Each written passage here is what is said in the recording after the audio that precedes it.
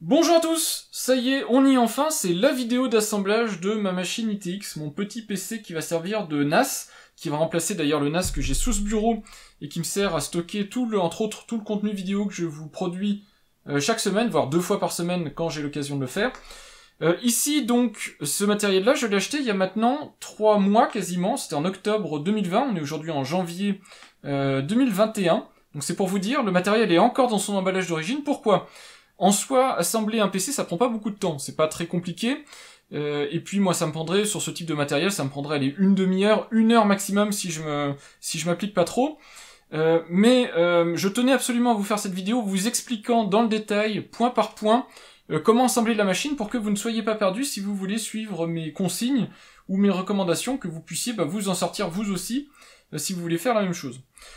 J'ai aussi pris le temps, produit par produit, de vous détailler donc pourquoi j'ai fait ces choix et qu'est-ce que vous avez comme autre alternative et tout ça. Donc vous avez tout un tas de vidéos que j'ai publiées sur ma chaîne. En particulier, vous voyez ici, vous avez la vidéo sur Chromax de chez Noctua, donc toute la partie ventilation que j'ai retenue pour ma machine. Vous avez la vidéo là-haut sur la carte mère ici que j'ai déballée devant vos yeux, je vous ai expliqué de quoi elle est constituée. J'ai fait aussi d'autres vidéos sur le choix des disques durs ici, donc comment j'ai retenu mon SSD, mes disques de stockage, et puis sur le boîtier qu'on voit pas là, mais qu'on verra par la suite dans la vidéo, puisque je vais assembler forcément la carte mère dans le boîtier de chez Fractal Design, donc vous verrez aussi une vidéo dédiée sur le boîtier.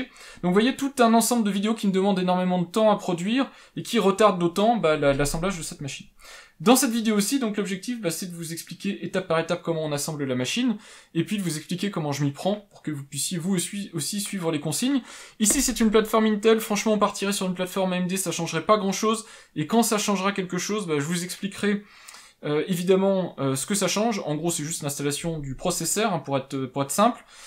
Par contre, évidemment, si vous partez pas exactement sur le même matériel, il va falloir consulter le manuel de votre carte mère, par exemple, en particulier, pour comprendre exactement en quoi elle est différente de ma carte mère, et qu'est-ce qui change en termes de connecteurs pour la mémoire, connecteurs pour les M2, emplacement de socket, des choses comme ça.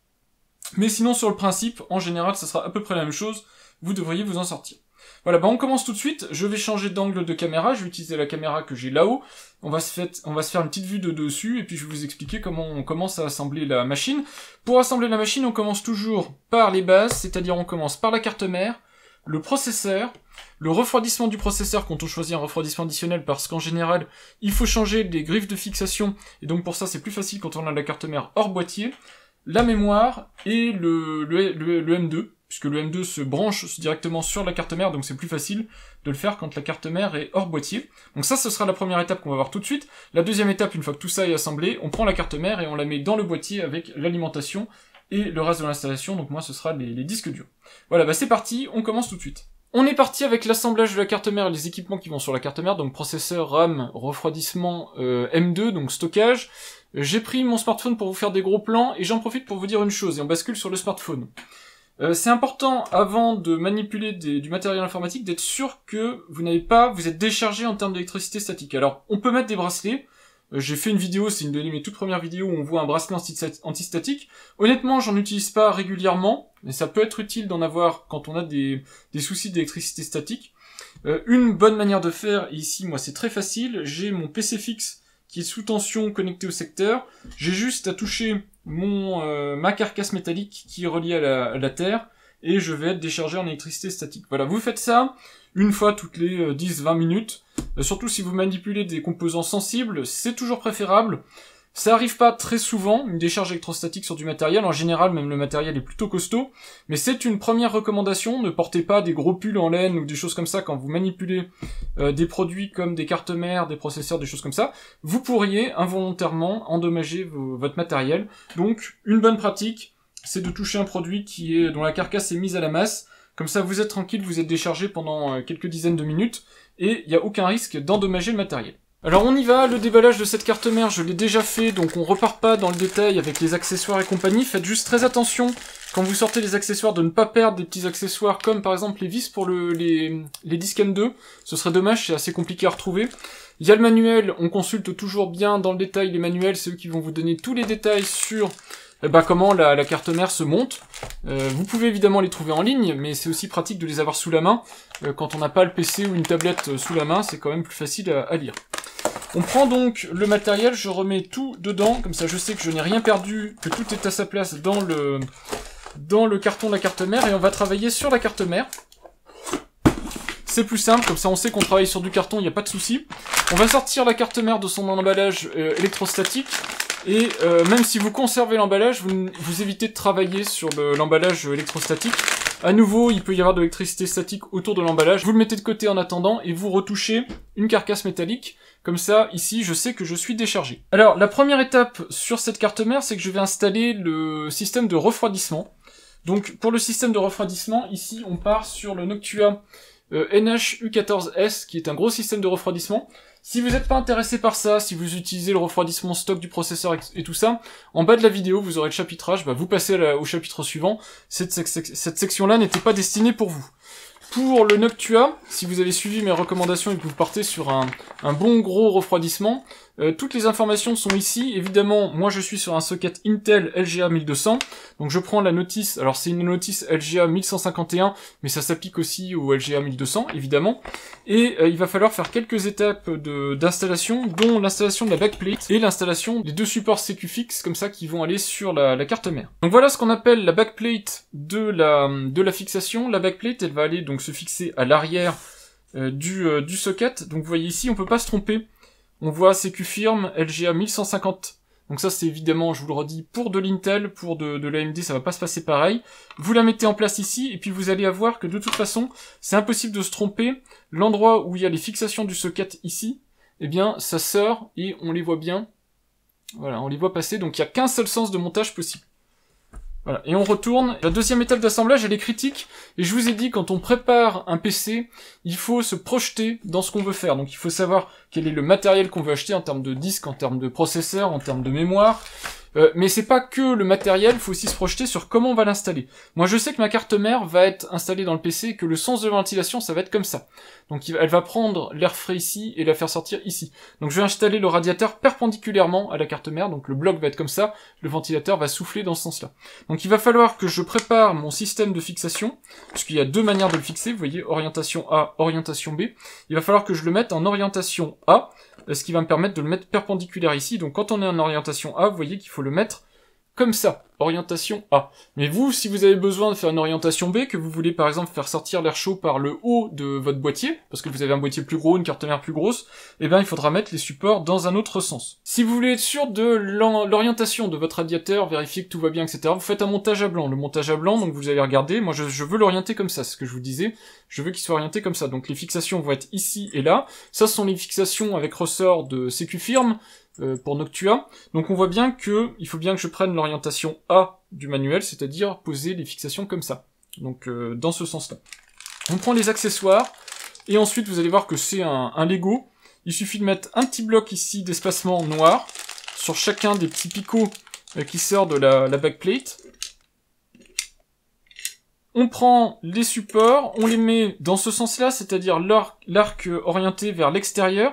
Qu'on le mette en haut ou en bas, ce sera toujours comme ça, l'arc orienté vers l'extérieur. Et il suffit ensuite de prendre les petites vis à main. Les vis à main, c'est celle-ci, et vous les mettez dans les 4 angles.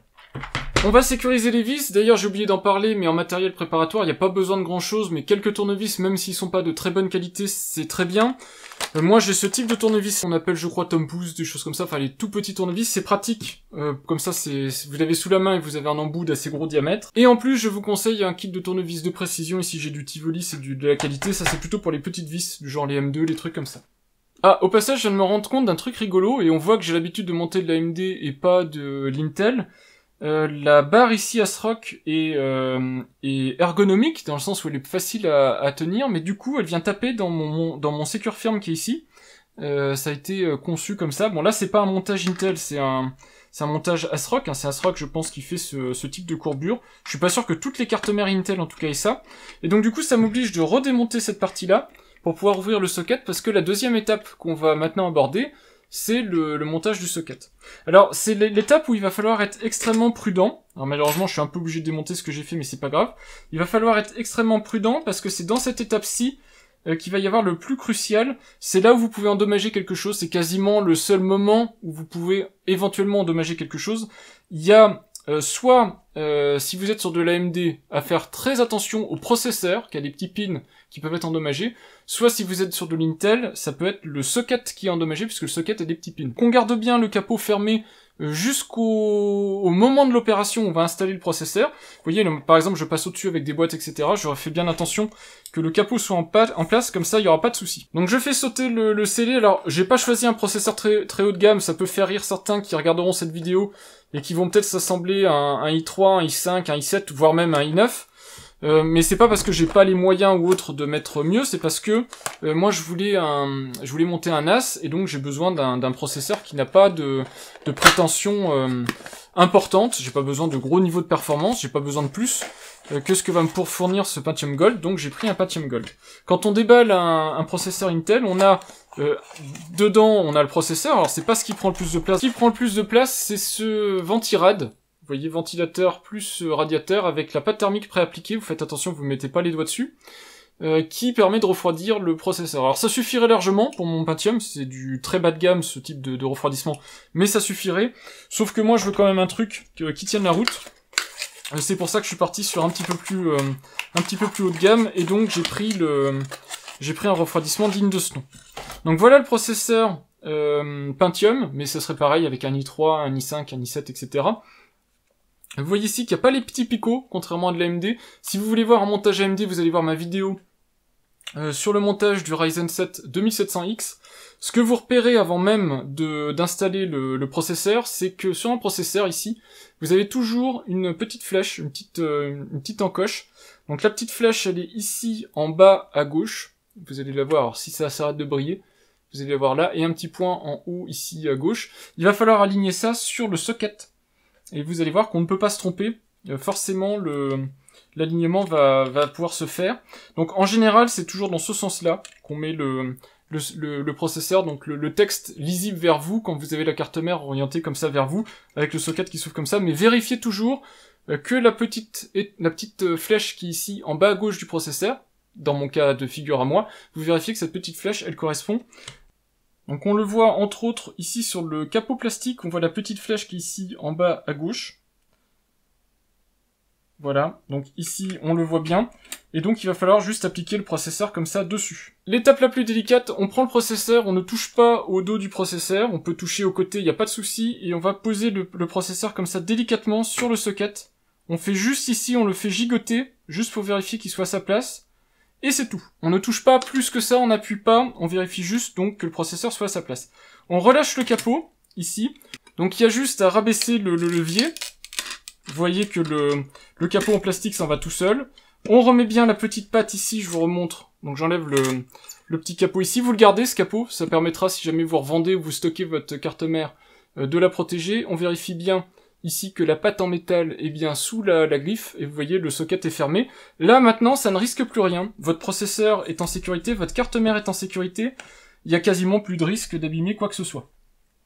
Donc ça je le redis, on le garde en sécurité en attendant, si vous avez besoin de stocker la carte mère, la revendre, c'est très important de ne pas le perdre. Je range le ventirad qui va me servir à rien, si vous voulez vous pouvez le revendre, vous pouvez le réutiliser pour d'autres projets.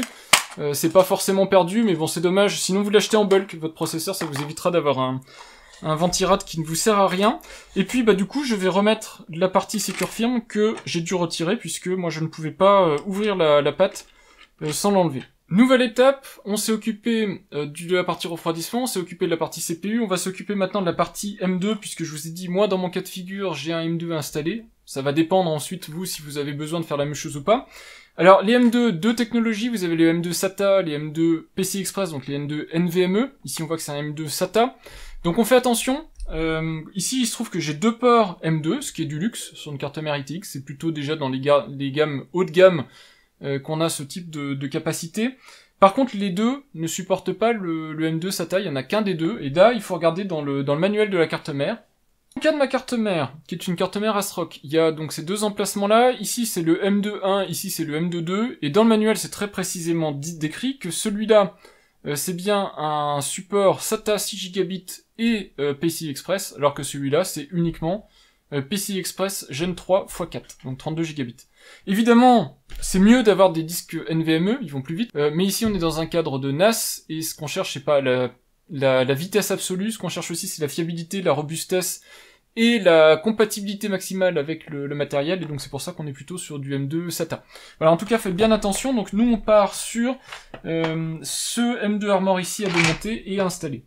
Donc là on est plutôt sur du tournevis de précision pour ce type de choses, puisqu'on a des vis qui sont un peu plus petites, donc tournevis de précision magnétique, c'est plus facile pour intervenir sur ce type de matériel. Donc vous voyez, ça permet quand même de retirer la vis plus simplement.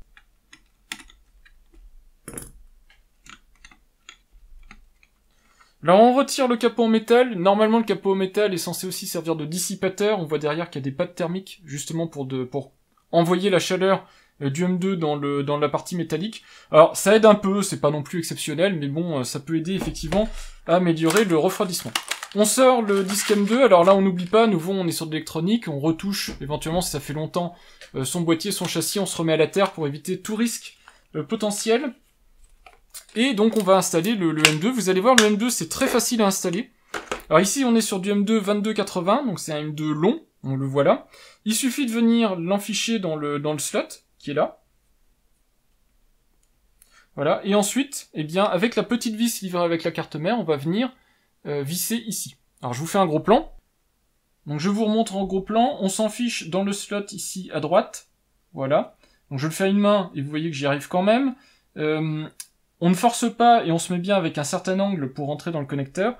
Et ensuite donc il va falloir venir plaquer le disque et le faire tenir avec la petite vis. On voit ici l'emplacement pour mettre la vis. Donc c'est pas du tout compliqué. Donc tournevis de précision, on serre avec la petite vis. Il n'y a pas besoin de serrer fort, hein, c'est juste un contact pour maintenir le M2 en place. Et puis en plus on va avoir dessus, de toute façon, l'Armor de chez ASRock, qui va permettre de complètement fermer le M2. Alors, on enlève évidemment ici la petite partie plastique, celle qui va être en contact avec le M2, donc pour la partie dissipation, et on le remet en place. Donc si possible bien du premier coup de manière à ce que ça colle au bon endroit. Et il suffit donc de remettre les deux vis dans le logement. Alors si vous n'avez pas vous de refroidissement sur la partie M2, c'est vraiment pas grave, hein. Alors il y a des M2 quand même qui chauffent beaucoup, donc c'est quand même mieux si quelque chose est prévu, mais c'est pas dit que à chaque fois que vous ayez ici un petit support de refroidissement, ça améliore vraiment la situation. Des fois c'est purement décoratif et on peut pas dire que ça aide vraiment au refroidissement. Donc à voir au cas par cas, mais si vous n'en avez pas, ne paniquez pas, c'est vraiment pas grave. On va pouvoir s'attaquer maintenant à la mémoire vive. Je mets la mémoire vive avant de mettre le refroidissement, parce que le refroidissement étant assez épais, assez gros, il y a des risques que ce soit difficilement accessible au niveau de la mémoire. Donc je vais le faire tout de suite maintenant que c'est facile d'accès. Donc la mémoire vive, c'est les deux slots qui sont ici, donc vous pouvez en peupler un ou deux. Évidemment, il y a des cartes mères avec plus de slots, 4 slots.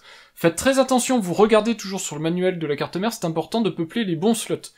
Quand on a 4 slots, en général, on peuple toujours un slot sur 2, donc on laisse un slot d'écart, puisque la mémoire fonctionne normalement sur la plupart des plateformes actuelles en dual channel, et donc c'est important d'avoir les barrettes au bon endroit. Mais ça, vous devez consulter le manuel de votre carte mère. Normalement, dans le manuel, ça va être décrit où mettre les barrettes, si vous en avez que 2, ou si vous en avez 4, si elle supporte 4 barrettes. Ici, dans mon cas de figure, j'ai 2 barrettes d'un kit de 2 x 8 Go, donc de toute façon les 2 slots vont être peuplés, donc peu importe, il va falloir que je mette les barrettes dans les 2 slots. 2 cas de figure. Ici vous voyez que j'ai des supports où ici il n'y a pas de charnière sur le côté qui est là, alors qu'ici il y a des charnières. Donc vous allez ouvrir les charnières ici du support, et vous voyez qu'ici je ne peux pas le faire. Donc il y a des cartes mères comme ça où vous allez avoir de deux côtés des petits supports à ouvrir, donc vous ouvrez des deux côtés. Ici j'ai une carte mère dans ce cas de figure-ci où c'est que d'un côté, donc vous ouvrez du côté où ça peut s'ouvrir. Alors on va ouvrir le kit de mémoire. Donc moi j'ai pris de la Crucial Ballistics Gaming Memory en 3200, c'est surdimensionné par rapport à ce processeur Intel qui lui a besoin de mémoire à 2166 MHz, mais c'est pas grave, parce que de toute façon, qui peut plus peut le moins, en informatique, en général en tout cas. Donc ici, je vais juste pas exploiter à fond ce kit, mais il était vendu tellement peu cher pour 16 Go que c'est pas bien grave. Donc là, à nouveau, toujours, hein, faites attention, décharge électrostatique, tout ça, donc on prend ses précautions pour pas abîmer le matériel, mais en général, moi ça m'est jamais arrivé de faire claquer des barrettes de mémoire en les tenant. Donc pareil, les barrettes de mémoire en fonction de votre budget, en fonction de la gamme que vous allez choisir, soit vous êtes sur de la basique où vous allez avoir les puces de mémoire, soit vous allez avoir ici des petits dissipateurs, soit vous allez carrément avoir des gros blocs de LED et compagnie. Ça va dépendre de ce que vous choisissez. Une chose est sûre, quand on est sur de la DDR4, mais c'est vrai pour des mémoires plus anciennes, DDR3 et autres, il y a toujours des détrompeurs, donc un ou plusieurs, en général c'est asymétrique, de manière à ce qu'il y ait toujours qu'une seule manière de connecter la mémoire. Donc ici, on voit bien que la seule manière de faire, c'est de se mettre comme ceci. Donc on met la mémoire dans les deux emplacements, enfin quand je dis dans les deux emplacements, dans les deux griffes qui sont là, et bah on va appuyer de chaque côté. Alors là c'est pareil, on appuie délicatement, donc je vous montre comme ça, et normalement la petite patte qui est là va venir se relever, donc vous voyez ici, elle va venir normalement agripper le crochet de la mémoire. Donc là on entend un petit clip, un autre petit clic, et là vous voyez que le petit crochet en plastique est venu agripper le côté de la mémoire. De l'autre côté j'ai pas de crochet en plastique, donc faut appuyer comme ça pour qu'elle prenne sa place, mais a priori une fois qu'elle est en place, il n'y a plus de soucis.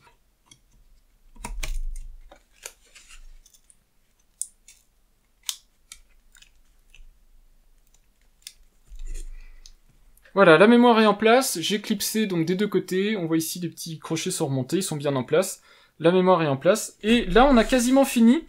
Il reste à mettre le ventilateur si on veut le faire en dehors du boîtier, parce qu'en général c'est plus facile à faire en dehors du boîtier. On pourrait aussi attendre d'avoir le boîtier en place pour le faire, et on aura un ensemble prêt à mettre dans le boîtier, il restera plus qu'à préparer le boîtier. Alors pour le dissipateur, c'est pas très compliqué, a priori il suffirait d'enlever ici la protection en plastique et de venir le mettre comme ça, mais c'est pas si simple que ça. Il va falloir mettre un petit peu de pâte thermique, pourquoi ? Parce que la conductivité n'est jamais parfaite, il y a des aspérités sur le processeur, il y a des aspérités aussi bien polies que soit la base ici du dissipateur, il y a des aspérités.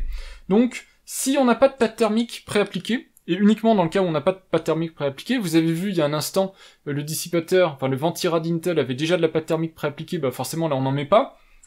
Mais ici, comme on est sur du Noctua, pâte thermique non préappliquée, on va prendre le petit kit de pâte thermique que fournit Noctua, qui est ici.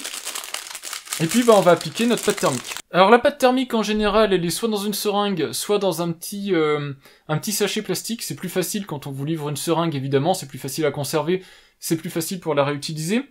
La pâte thermique, donc ici chez Noctua c'est un petit bouchon qui se dévisse. Honnêtement, vous en mettez une noisette, il y aura toujours quelqu'un pour vous dire que vous en mettez trop, vous en mettez pas assez, et honnêtement ça a aucune importance.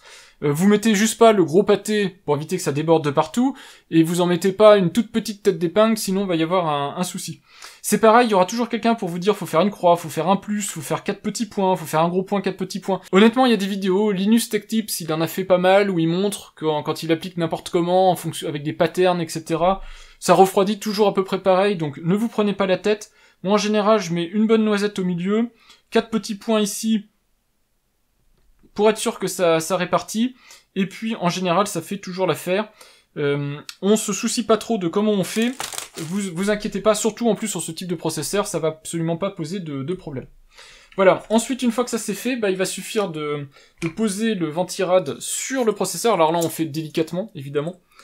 Voilà, donc on va le poser dessus, donc sur les deux supports sécu firme. Alors moi je vais pas pouvoir serrer le support, et en plus la mémoire va gêner, donc du coup je vais enlever ici, ce que j'avais pas prévu au départ, je vais enlever le ventilateur. Voilà, heureusement chez Noctua ça se fait facilement, comme ça je vais pouvoir facilement serrer ici. Alors ce qui est bien avant, surtout quand on a de la pâte thermique un peu liquide, c'est qu'on donne ici on fait gigoter un petit peu le ventilateur, ça permet de bien répartir la pâte thermique, et comme ça on est sûr que la pâte thermique qu'on a mis, même si c'est qu'un plot au milieu, elle va se répartir toute seule. Noctua livre un grand tournevis que vous pouvez utiliser éventuellement pour serrer tout ça. Alors là c'est pareil, le serrage ne se fait pas jusqu'à temps qu'on entende un gros clac, hein. Il se fait de manière intelligente. On répartit le couple de serrage des deux côtés. Donc on serre jusqu'à temps que on voit bien que le Ventirad tienne sur le support. Si vous voulez être sûr de votre coup, le plus simple avec les ventilateurs Noctua, c'est que vous faites juste mordre les vis sur le support, et ensuite, vous comptez les tours. Donc vous faites par exemple un tour, 2 tours, et puis vous allez de l'autre côté, et vous faites la même chose, vous faites un tour, 2 tours. Pourquoi je vous dis ça? C'est parce que comme ça, vous allez être sûr de faire exactement le même couple de serrage des deux côtés. Et donc ça évitera de serrer trop d'un côté ou de serrer trop de l'autre. En faisant ça, vous allez être sûr que des deux côtés, ce sera serré pareil. Donc on commence en faisant un tour de tour, et puis ensuite on tourne un petit peu comme ça.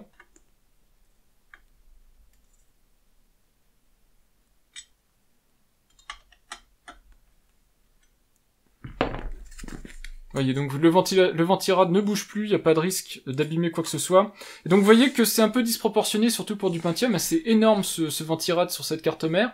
Mais bon, de toute façon, la carte mère, moi, elle va être à plat, donc il n'y a aucun risque, à part en écrasement, mais je veux dire, le processeur va tenir largement le choc.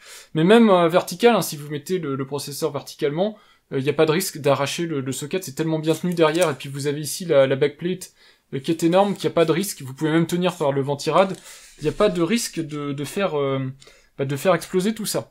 À la limite, même dans mon NAS, moi comme je suis en Pentium, je pourrais me contenter de laisser le ventirad comme ça suffirait largement, mais je remettrai quand même le ventilateur juste par bonne mesure. J'ai du Noctua Chromax, donc je vous montrerai ensuite l'entourage que je vais mettre ici pour faire joli, mais ça je le fais dans un deuxième temps. Maintenant, on a fini la partie carte mère, on va pouvoir commencer à installer tout ça dans le boîtier. On va préparer l'installation de la carte mère dans le boîtier. Alors pour ça, évidemment, à nouveau, hein, si vous suivez mes recommandations d'achat et que vous achetez exactement le même boîtier, il suffira de suivre à la lettre mes recommandations. Mais maintenant, si vous avez acheté votre propre boîtier, que vous avez un autre boîtier d'un autre fabricant, d'une autre taille, etc., il faudra adapter. Évidemment, vous ne pourrez pas à la lettre suivre les différentes recommandations que je vous ai données. Ça paraît évident, mais il faudra adapter. Si vous n'avez pas l'habitude, ça peut être compliqué, mais il n'y a rien de bien sorcier. Il suffit de suivre les consignes. Vous allez voir, c'est assez facile. Alors quand on installe une carte mère dans un boîtier, on peut commencer d'abord par y mettre l'alimentation électrique quand c'est exigu et quand c'est plus pratique pour vous de commencer comme ça. Mais on peut aussi commencer par mettre directement la carte mère. Quoi qu'il arrive, en tout début, fixer les entretoises. Donc ici on est sur l'ITX, donc on va en avoir 4 des entretoises. Et puis la plaque arrière, je vous mettrai après le boîtier dans l'autre sens pour que vous puissiez voir à quoi ressemble l'IO Shield, donc la plaque avec les connexions. C'est les deux choses qu'on fait tout de suite. Alors en général, les entretoises sont livrées avec le boîtier. Donc les entretoises, ce sont ces vis-là. Vous voyez que ce sont des vis avec un côté ici hexagonal pour serrer, si vous voulez serrer avec une clé. Elles ont d'un côté un pas de vis, et puis de l'autre côté, elles sont extrudées, elles ont aussi un pas de vis. Vous allez pouvoir visser les vis de la carte mère directement dedans. Et donc ici, on est sur de l'ITX, donc on a 4 entretoises à mettre. Alors honnêtement, on les serre à la main, les entretoises, hein, n'allez pas chercher une clé. Parfois, ça peut être utile sur certaines cartes mères, quand il y a du poids, etc., de serrer s'assurer que c'est bien serré avec une petite clé. Mais là, ça vaut pas le coup, parce que de toute façon, la carte mère est posée comme ça directement dessus, donc il n'y a absolument pas de contrainte énorme sur l'entretoise. Donc vous pouvez vous contenter de la serrer à la main. Vous la serrez bien, pour être sûr que ça se dévisse pas pendant que vous installez le tout, mais il n'y a pas besoin d'aller plus loin.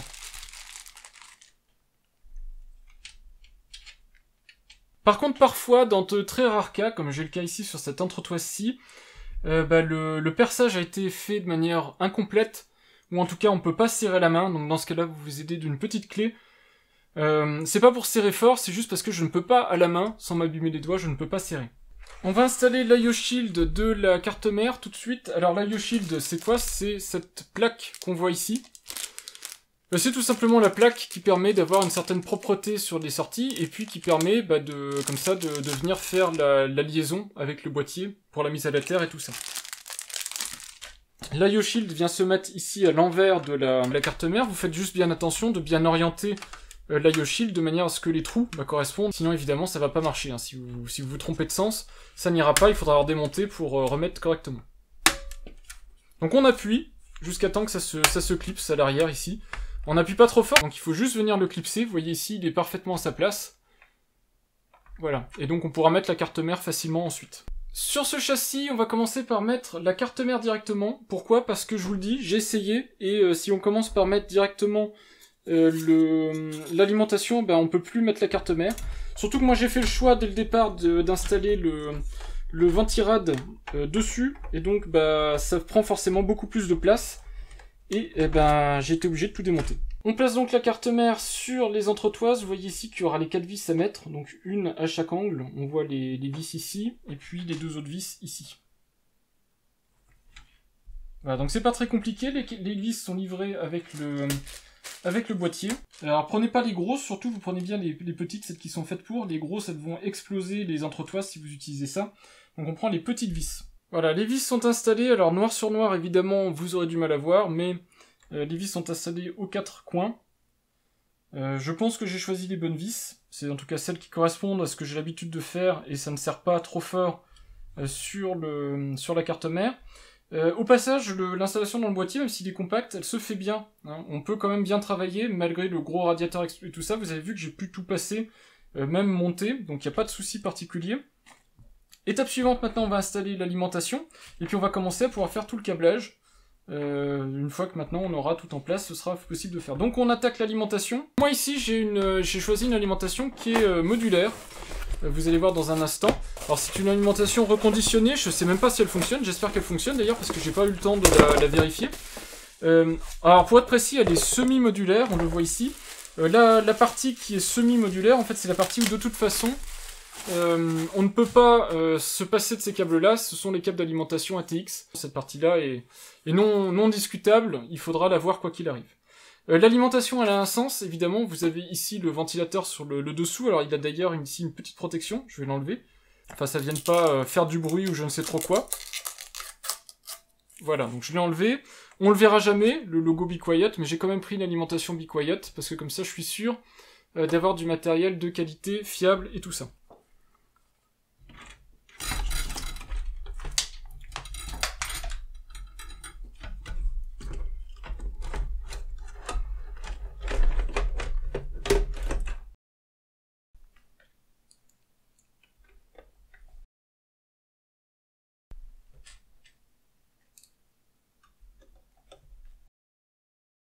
Donc l'alimentation est en place, on fait bien attention que l'interrupteur soit sur on, le ventilateur de l'alimentation est bien en bas, puisqu'il va aspirer l'air frais de sous le boîtier, c'est pour ça qu'il y a un filtre. On a mis les 3 vis ici, donc il n'y en a que 3, la 4e on peut pas la mettre sur le boîtier de chez Fractal. Ici ils ont pas prévu en fait ni l'encoche pour passer le tournevis, ni de toute façon la partie métallique pour venir visser dessus, donc il n'y a que 3 vis. Et donc on va pouvoir venir fixer ici le renvoi coudé de l'alimentation. Alors j'ai cru que j'allais pas réussir à le mettre en place parce qu'en fait ça rentre mais vraiment au millimètre, il faut le couder à mort parce qu'il vient toucher le bout du boîtier, vraiment ça se joue à quelques millimètres, hein. Cette alimentation a failli pas être compatible avec ce boîtier là. Au final ça rentre, c'est l'essentiel, j'espère que ça force pas trop sur le câble mais a priori ça devrait être bon. Voilà, puis j'ai fait en sorte que mes câbles de ventilation passent bien derrière, comme ça le câble d'alimentation les maintient en place, ça me permettra d'avoir une installation un petit peu plus propre. Et puis éviter que les câbles pendouillent partout. Alors on va commencer les branchements. Pour les branchements c'est assez facile. Le câble d'alimentation principal, donc le 24 pins, il va ici. Alors je vous laisse regarder exactement dans quel sens il va. Vous voyez que l'encoche est dans ce sens-là. Alors là ça va dépendre de votre carte mère évidemment. Hein. Moi je vous montre dans le cas de cette carte mère-ci. Donc on a du 20 plus 4, le plus 4 va ici, avec le connecteur ici. Et puis là j'ai fait passer de manière assez propre le connecteur secondaire d'alimentation, donc pour le dédié au processeur, qui passe donc ici et qui vient s'en ficher ici avec le petit détrompeur qui est de ce côté-là. Faites attention, comme c'est des câbles qui se séparent en 2 parties, ils sont un peu compliqués à mettre en place, surtout qu'il n'y a pas beaucoup d'espace pour travailler, mais ça va comme ça. Le câble de ventilation pour les ventilateurs de l'avant, il passe ici. Vous voyez que j'ai fait un truc aussi propre que possible avec le splitter en Y. Et je le fixe sur la borne ici qui est la water pump en fait, donc ça me permet d'avoir un plus fort ampérage. Bon, c'est que 2 ventilateurs, mais bon, ça permet d'avoir un truc correct. J'ai caché les câbles ici, ils passent en dessous, et vous voyez que c'est le plus propre possible. Il faut être très propre hein, quand on fait un montage ITX au niveau du routage des câbles, de manière à avoir le minimum de câbles qui traînent, parce que sinon tout de suite ça va devenir le bazar. Donc moi je vais m'assurer que tout soit rangé le mieux possible, et puis on finira peut-être avec des petits colliers pour être sûr que tout reste en place, mais normalement voilà, ça va donner ça au final avec quelques câbles d'alimentation en plus. Vous allez voir que ça fait propre. Voilà ce que ça donne en termes de câblage. Alors à part ici où c'est un gros bazar parce que je n'ai pas encore géré le câblage de la partie SATA, puisque j'ai les disques qui vont venir là, donc pour le moment je peux pas faire encore grand chose là-dessus. Donc je suis venu ici, alors, je vais vous tourner un petit peu pour qu'on voit mieux.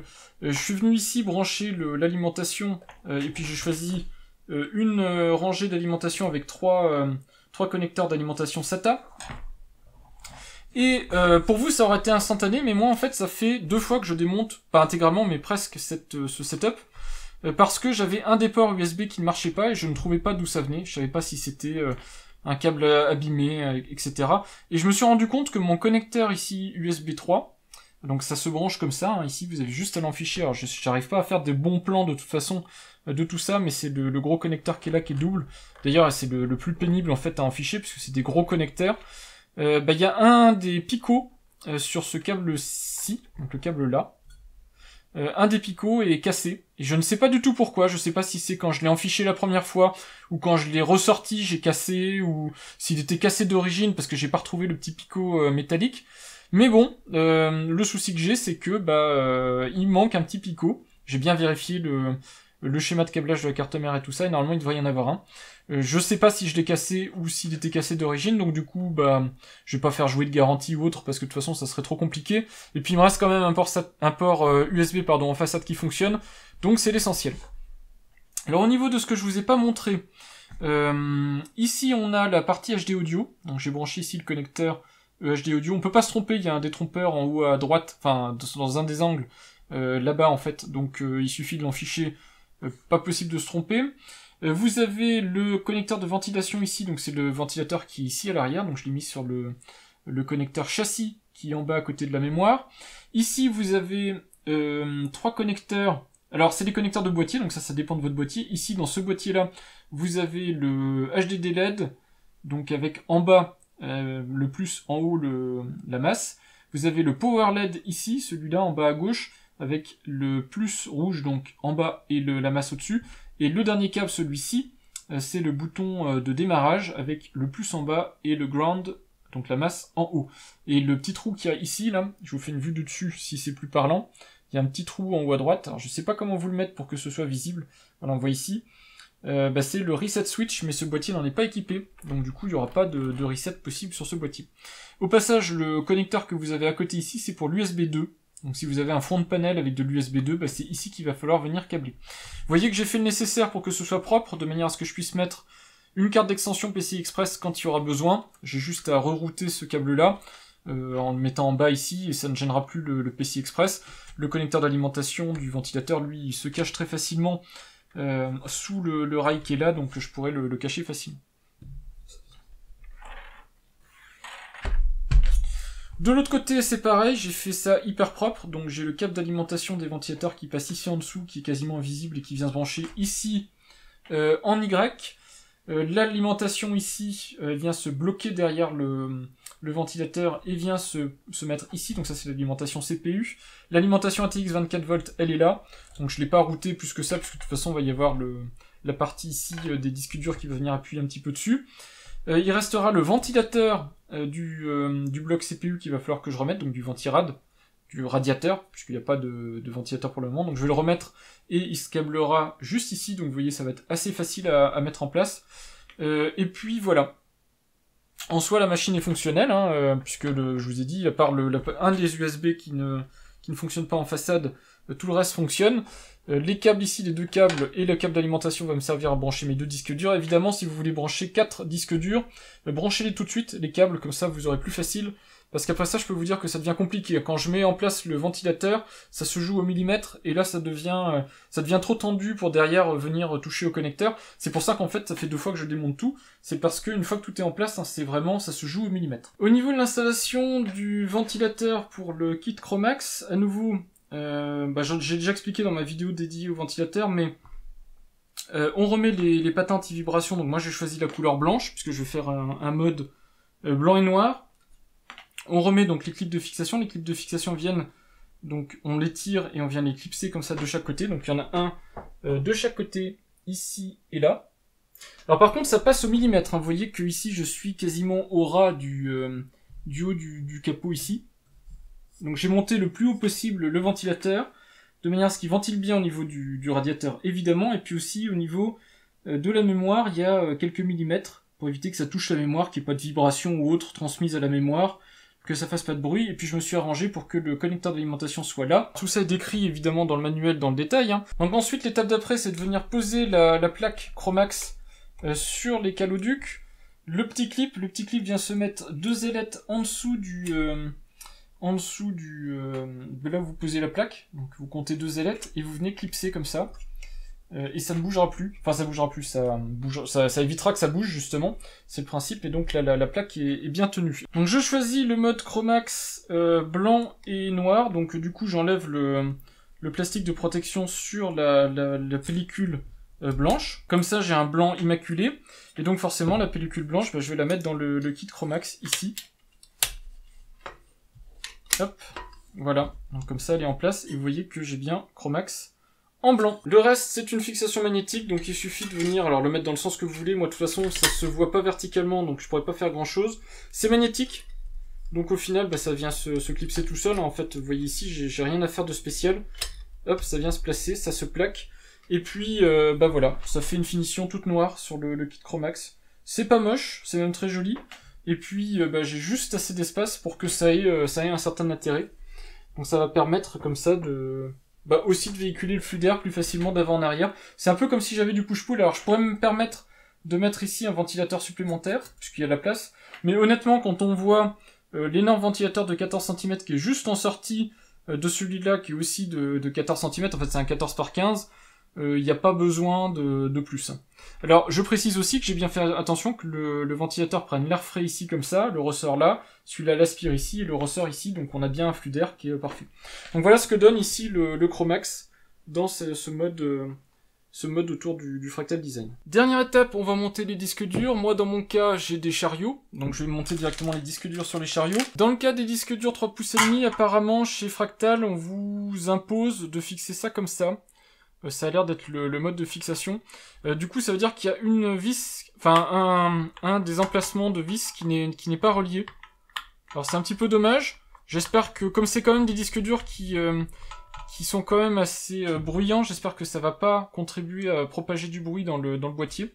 On verra, je vous dirai de toute façon.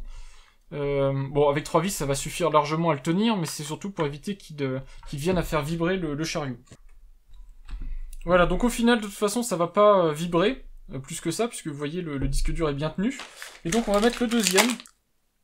Alors oui, toujours pareil, on fait attention quand on installe les disques, mais comme quand on fait d'autres choses, on prévoit à l'avance. Moi, je sais où va le câblage des disques, donc je sais qu'il faut que je les mette comme ça, avec les sorties de câbles ici, parce que de l'autre côté, je sais qu'il y a les ventilateurs. Mais ça, c'est des choses qu'on vérifie en amont. Il faut bien penser toujours à tout vérifier, parce que sinon, bah, vous faites des choses pour rien. Bah même pendant que j'ai installé ce boîtier, hein, moi par exemple je suis trompé en installant l'alimentation trop tôt parce que je pensais gagner du temps, et puis au final bah, j'en ai perdu, donc bah, c'est pour ça que c'est important d'essayer d'anticiper au maximum, parce que bah, moins vous anticiperez, et plus vous aurez potentiellement de choses à défaire et à refaire, et bah, c'est du temps de perdu. Il ne me reste plus qu'à installer le rack dans le boîtier. Ici c'est quand même plus facile. J'ai de l'espace pour venir y mettre mes câbles, donc on va essayer là. Reste ensuite la dernière étape, c'est-à-dire le branchement des disques durs. Pour le branchement des disques durs, c'est facile. Si vous avez bien pensé, comme je vous l'ai dit, à câbler dès le départ vos connecteurs SATA. Donc vous voyez ici, j'ai par exemple 2 ports SATA de libre, mais mes 2 connecteurs SATA ont été peuplés dès le départ, parce que bah, c'est quand même assez compact, un boîtier ITX, et si vous y allez après coup, ça va être un petit peu compliqué. Le câblage des disques durs se fait de cette manière-ci. Vous avez donc une prise d'alimentation SATA, donc cette prise d'alimentation vient de l'alimentation qui est là, donc le câble que je vous ai montré tout à l'heure, et puis le câble de data SATA, donc le câble qui permet de transférer les données SATA. Je l'ai fait passer là en dessous, et puis il va donc sur la carte mère à l'endroit où je vous l'ai indiqué. Évidemment, ensuite, bah, vous modulez en fonction de vos besoins. Moi, dans mon cas de figure, il y a 2 disques durs de connectés ici, mais il y a encore 2 chariots qui sont disponibles là, donc vous pouvez aller jusqu'à 6 disques durs. Je remontre de côté, mais vous voyez que c'est vraiment très limité. Alors, bah, je vais me mettre là, voilà, on voit bien. Vous voyez que c'est très limité avec le ventilateur, on est vraiment à ras de la ventilation, donc en fonction des disques durs que vous allez mettre, bah, il faudra adapter.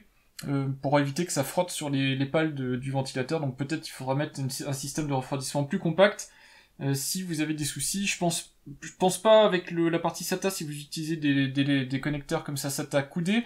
Par contre, la partie alimentation peut vous poser éventuellement problème.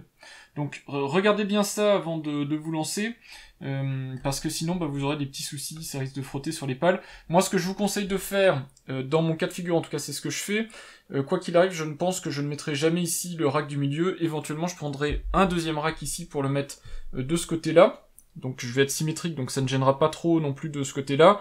Et je mettrai un troisième, voire un quatrième disque en fonction de mes besoins. Mais ça limitera comme ça la gêne avec le ventilateur, et pire cas, bah, vous prenez le ventilateur et vous le mettez derrière ici, en aspiration, donc par là, et vous n'aurez aucun souci. Donc voilà comment se connectent les disques durs. Donc normalement, une fois que vous avez fait ça, vous refermez le boîtier, donc on remet le capot, on remet les vis à l'arrière, et on va pouvoir essayer cette machine, vérifier qu'elle fonctionne correctement. Je vous montre quand même avec les 3 racks ce que ça donne en termes d'espace. Donc là, vous voyez bien que si vous avez ces 2 racks qui sont installés en plus de celui que je vous ai montré, cette vis-ci et cette vis-ci, il n'y a pas de souci, ça passe pour des grosses vis à main. Ces deux-là, vous ne pourrez pas les installer. Donc pour pallier à ça, vous faites ce que je vous ai dit, c'est que vous mettez le ventilateur de ce côté-là et vous réglerez tous vos problèmes. Moi j'ai choisi une grosse ventilation, donc forcément ça prend de la place. Le NAS est installé, prêt à l'emploi, il va évidemment pas rester ici, je l'ai mis là temporairement pour vous montrer installé sur mon ensemble ici, écran, clavier, souris, comment il fonctionne. Vous allez voir, je l'ai fait tourner sous Windows 10 pour pouvoir vous montrer ça. Évidemment, comme c'est un NAS, il ne tournera pas sous Windows 10. Je vais juste vous montrer ce que j'ai connecté, comment je l'ai branché à l'arrière. Donc vous avez ici l'alimentation, évidemment, le câble d'alimentation a été branché. Au passage, j'ai aussi branché l'alimentation ici, là, sur un consommètre qu'on voit là. Ça me permettra de vous donner quelques mesures de consommation du contenu que j'ai mis là-dedans, comme ça vous aurez une bonne idée. J'ai branché une sortie ici, sortie vidéo HDMI. Évidemment, ça c'est uniquement pour vous faire cette démo. En tant que NAS, j'aurais pas besoin de la sortie vidéo, mais il faut savoir donc que c'est un PC comme un autre, donc il a une sortie vidéo si nécessaire. Je vais brancher un câble USB 3 qui va directement sur le hub USB 3 de mon écran, ce qui veut dire que j'ai écran, clavier, souris, enfin tout est branché dessus, c'est assez pratique. Ici, vous voyez le câble Ethernet, donc le connecteur RJ45 que j'ai branché sur le connecteur qui est de la carte réseau Intel, donc gigabit, pas la 2,5 gigabit, qui fonctionne sous Windows 10, mais on me l'a remonté en commentaire plusieurs fois et j'ai l'info, hein, ne vous inquiétez pas. Effectivement, suivant les distributions Linux ou Unix que vous allez utiliser, le driver Realtek est éventuellement compliqué à obtenir ou à installer. Sur les distributions récentes Linux, ça marche bien, mais bon, il faut pouvoir l'installer facilement. Donc ça peut être embêtant si vous choisissez ce type de carte mère. En même temps, maintenant, la plupart des cartes mères intègrent du matériel Realtek quand vous n'êtes pas dans du monde pro. Mais effectivement, ça peut être embêtant si vous voulez pas trop bidouiller pour avoir du 2,5 gigabit. Mais c'est fonctionnel sur des distributions Linux qui embarquent des noyaux récents, c'est fonctionnel. J'ai aussi branché les 2 antennes Wi-Fi, j'en ai pas besoin, hein, puisque je suis tout le temps câblé en Ethernet, et avec des NAS avec ces vitesses-là, je vous conseille ce genre de cas de figure, mais je les ai mis comme ça m'évite de les perdre, et puis en cas de besoin, je les ai sous la main, c'est pratique. Je vais mettre le NAS, enfin la machine sous tension. Évidemment, là j'ai le micro-casque pour pouvoir avoir un son à peu près correct pour pouvoir vous filmer cette séquence-là.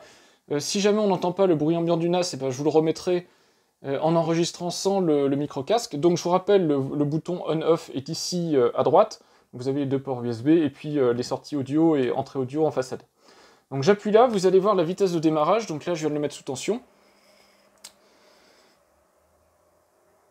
Alors au démarrage, j'ai fait en sorte que les ventilateurs démarrent à fond.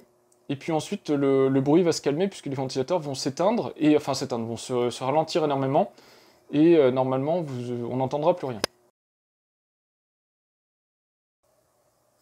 Voilà, donc là la machine est démarrée, évidemment il faut que je me log, mais vous voyez quand même que ça a été ultra rapide. La machine en elle-même n'est pas bruyante, le seul moment où elle est bruyante c'est cette grille ici, là. La grille mèche vibre par moment. Le défaut que j'ai sur mon boîtier, il est ici.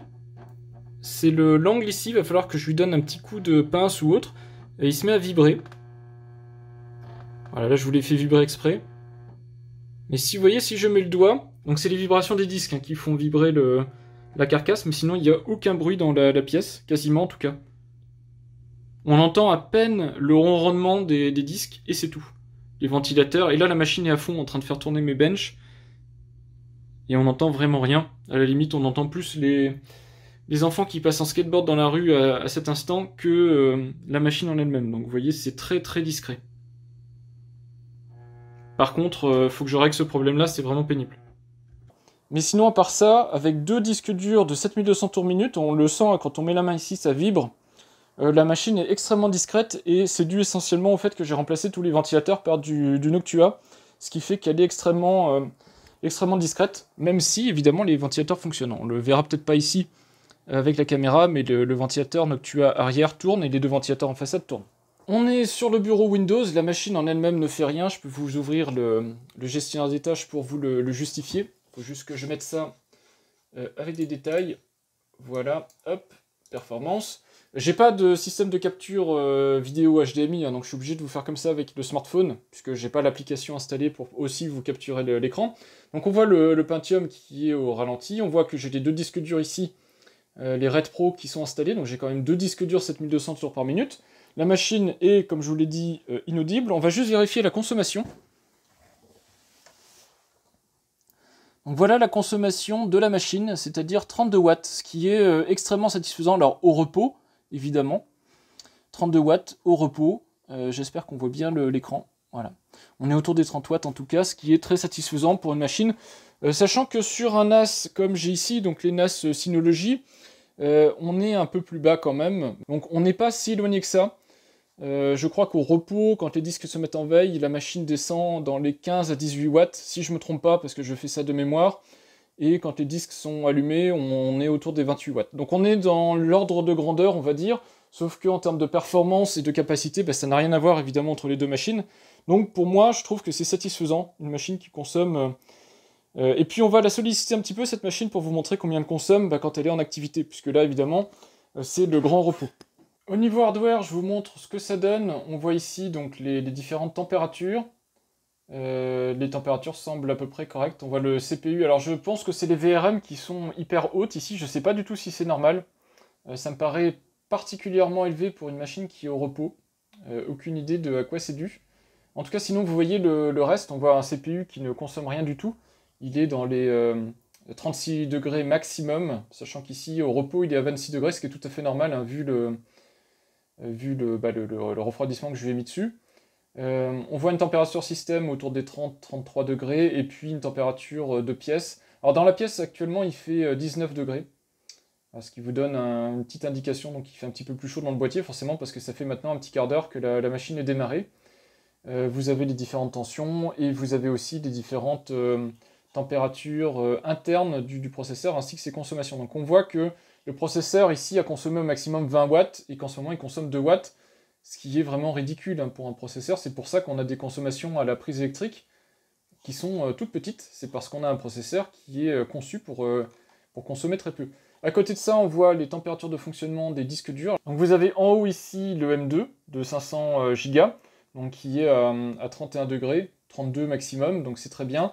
Et vous avez les 2 disques mécaniques, donc les Red Pro, qui sont à 26 degrés, donc 1-2 degrés de plus que la température ambiante boîtier, ce qui est pas mal. Voilà, le reste c'est la carte graphique embarquée, et donc voilà ce que ça donne en termes d'utilisation. Alors je vous redis, hein, j'ai mis Windows vraiment pour vous montrer ce genre d'utilisation. Évidemment, dans un NAS, on n'aurait pas ce type de besoin. En termes de données techniques sur les disques durs, puisqu'au final on fait un NAS, je vous propose l'application Crystal Disk Info qui permet de voir donc, les caractéristiques des disques. Donc ici vous avez le SSD M2, donc en interface SATA, je vous rappelle SATA 600. Donc on voit que c'est un disque dur de 500 Go. Et on voit les volumes d'écriture et de lecture qui ont déjà été donnés. Alors je sais pas pourquoi c'est marqué fonctionne depuis moins d'une heure, parce que j'ai fait quand même l'installation de Windows et j'utilise la machine ponctuellement pour faire quelques petits tests, etc. Et malgré tout, j'ai toujours 0 heure. J'imagine que le disque a raison. Alors je sais pas comment il comptabilise le nombre d'heures de fonctionnement. Bon, en tout cas, voilà ce qu'il m'indique. Le nombre d'allumages 10 fois, vous voyez que c'est une machine, je viens de l'installer, hein, donc elle est relativement neuve. Et puis évidemment pas de soucis particuliers smart qui sont remontés. De la même manière, donc les disques ici que vous voyez là et là, donc les deux onglets, c'est les Red Pro de 14 Tera. On voit qu'ils sont en 7200 tours minute. Smart et NCQ, donc NCQ pour l'accélération donc de recherche sur les plateaux. On voit aussi donc température très réduite et pas de soucis smart, mais bon, c'est la moindre des choses qu'on attend sur des machines neuves. Je ne vais pas lancer beaucoup de bench. Si vous en voulez plus, vous me demanderez, mais je pense que je vais passer à l'installation du NAS ensuite. Je vais juste lancer donc Cinebench R23 pour que vous ayez un ordre de grandeur de ce processeur-là, qui n'est pas très véloce par rapport à votre propre machine.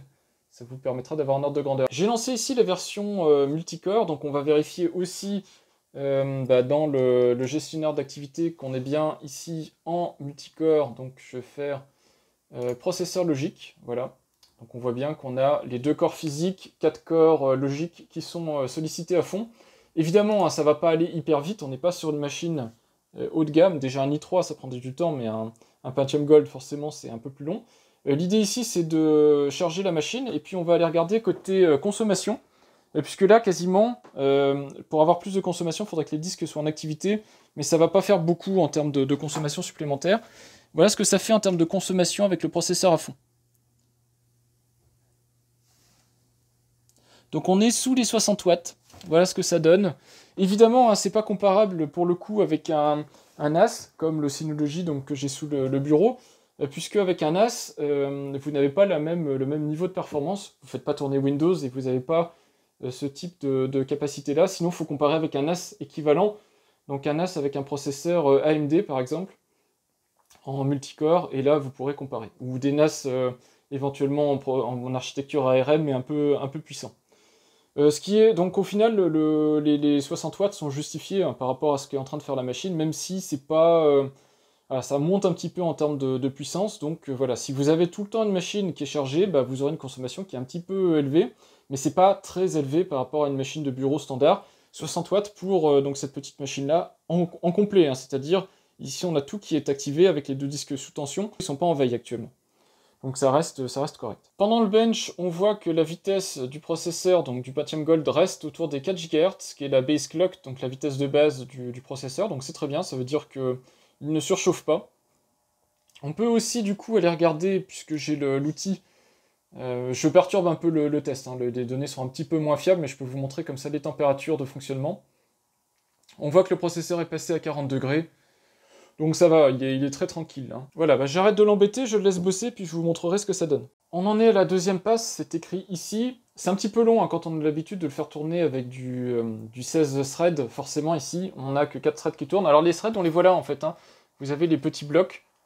Ici, vous avez donc, normalement 4 petits carrés bleus, on les voit qui se déplacent. Donc en fait, l'algo de rendu de Cinebench choisit 4 zones, fait le rendu par processeur logique, en fait, fait le rendu de la zone, puis passe aux suivantes. C'est pour ça qu'on voit plusieurs petits blocs qui se déplacent. Donc c'est un petit peu long forcément, puisqu'on a moins de threads et puis un processeur qui est moins véloce, mais on voit qu'en termes de température, je plafonne à 42 degrés, on va dire, hein, c'est la température qui est ici, 42 degrés, donc c'est tout à fait correct. Les ventilateurs ne sont pas montés en termes de vitesse, donc c'est que la machine ne surchauffe pas. Donc on est à des températures tout à fait raisonnables, ce qui fait que la machine va rester silencieuse, et c'était ce que je voulais. Par contre, on voit qu'elle a la tête sous l'eau, là, en ce moment, mais c'est normal. Voilà, les 2 passes sont faites, je vous donne le résultat final en multicore, c'est 2523, ce qui est pas énorme hein, par rapport à certains processeurs, mais on est quand même sur un Pentium Gold, 4 GHz certes, mais un Pentium Gold, donc 2 corps, 4 threads, logique. Donc au final, c'est un score qui est tout à fait acceptable. Moi, avec mon Ryzen 7 2700X, je suis plutôt au-delà des 10 000, je dois être à 11 000, je crois. Donc forcément, hein, quand on fait lancer le bench, bah, c'est un petit peu long. Je vais lancer aussi le test monocore, donc single thread, donc single core, pour que vous ayez à nouveau un point de comparaison. Je vais vérifier aussi la consommation associée à ça, comme ça on verra. Alors au passage, hein, je vous montre juste, après l'exécution du multicore, on voit que voilà, en termes de température, on n'est pas monté plus haut que les 42 degrés que je vous avais indiqué, pour une consommation maximale en termes de processeur de 22 watts.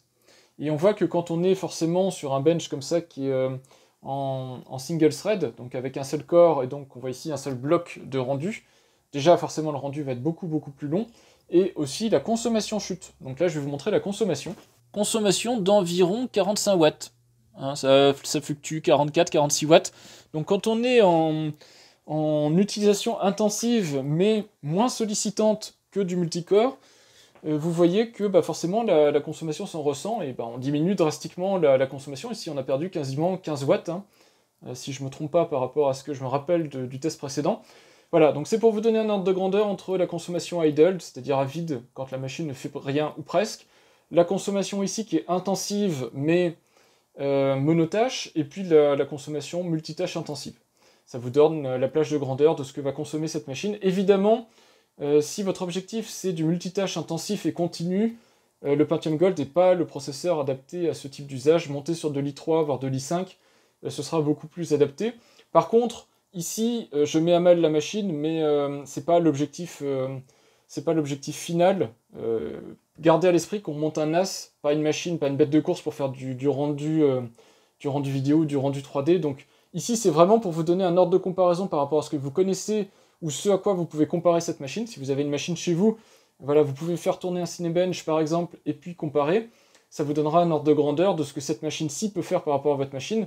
Mais c'est pas l'objectif, c'est pas ce que fait ce logiciel-là au quotidien sur mon NAS. Le bench single core vient de finir, on a un score qui est affiché ici qui est de 791 points, et on voit que dans le classement des processeurs, il est plutôt bien situé. Alors évidemment, hein, tout ça il faut le prendre relativement, mais c'est pour vous expliquer pourquoi, c'est tout simplement parce que c'est un processeur qui a une fréquence de base de 4 GHz.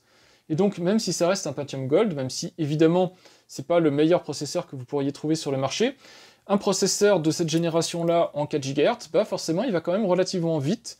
Et donc, si vous avez peu de gros besoins multicore, etc., ce qui est en général le cas dans un NAS, hein, sauf si vous faites de la virtualisation poussée ou du réencodage de vidéos à la volée, et dans ce cas-là, il faudrait imaginer prendre plus gros, et encore, souvent le réencodage se fait parfois en monocore, eh bien vous avez un processeur qui tient la route par rapport à d'autres qui ont des fréquences bien moindres. Donc on m'a dit par exemple que ça pouvait être intéressant de prendre un Xeon d'occasion. Oui, c'est vrai, ça peut être intéressant de prendre un Xeon d'occasion, mais pas dans toutes les situations. Ça peut être intéressant, mais si vous avez des besoins particuliers de multicore intensif, donc des machines virtuelles, du réencodage, des choses comme ça. Ici, vous voyez que dans ma situation, ce n'est pas nécessaire. Dernier bench que je vais vous proposer, c'est les benches de disques, donc de SSD et de disques physiques. Donc je vais les lancer, j'utilise Crystal Disk Mark, et donc vous aurez comme ça vous pourrez, si vous utilisez le même logiciel, avoir des valeurs comparatives par rapport, si vous avez déjà des équipements, ou si vous comptez prendre des équipements et que vous voyez des différents tests dessus, bah, vous pourrez comparer et voir les capacités. Donc là, je les lance, et puis je vous montre ce que ça donne.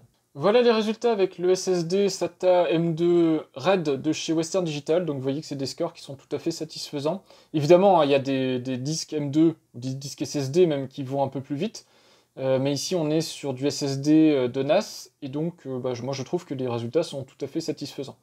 Voilà, et puis avec ces valeurs-là, normalement, vous pouvez comparer avec d'autres machines. On va aussi tester les RAID Pro. Donc, je vais prendre par exemple celui-là, et puis je vais lancer les mêmes tests. Vous allez voir qu'en termes de vitesse, que ce soit en écriture ou en lecture, ça va être quand même moindre. Voilà le résultat pour les disques durs mécaniques, ce coup-ci, donc les disques à plateau, les HDD RAID Pro de chez Western Digital. Donc ce qu'on voit, si je dois vous résumer la situation, vous avez en haut ici les valeurs séquentielles.